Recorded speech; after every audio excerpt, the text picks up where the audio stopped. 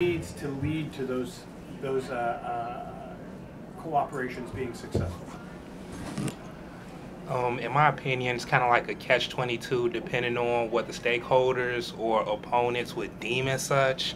One thing I can think of is how it's 2023, so at the end of the Obama administration, how the Trans-Pacific Partnership, how that was going through Congress in terms of getting support for it in terms of economic and quality of life outcomes, but then you saw like a lot of activists, labor unions, and corresponding groups push back on this bill, you know, saying like, hey, this thing isn't going to lead to some of the things it says it's going to do.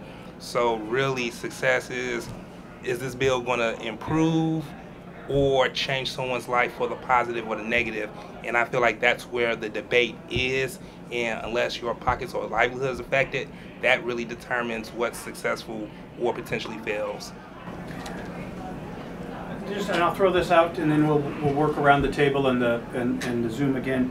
But keeping it with you, is it important when you start these conversations?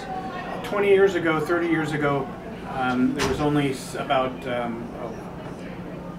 think it was about 700 companies, or less than that, had offices here in Washington. Today, there's well over 3,000 companies that have offices in Washington.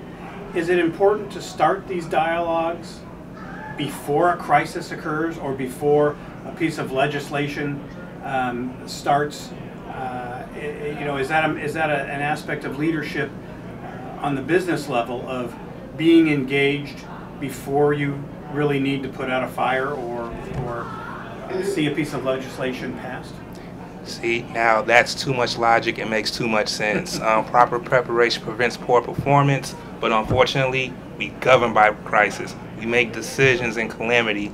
So part of it, in my opinion, is, I don't want to say like a cultural change, but until decision making gets out of short-term thinking, I feel like either we'll keep going in these loops until we hit a critical mass of, I don't say like a new generation of leaders, but like you had made this point earlier with messaging and different experiences in different parts of the world, and really just taking that time to like not only build coalitions, but also taking the time to understand not only what's going on like locally, statewide in your country, but also what's going on the other side of the globe. And once you realize like, hey, different countries, different standards, how can we bring everyone on a even playing field? But then the question is, will an even playing field benefit everybody or select few?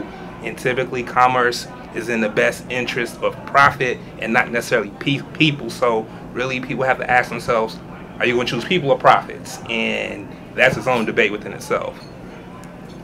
And I'll throw this back to Nora. In your experience in your part of the world,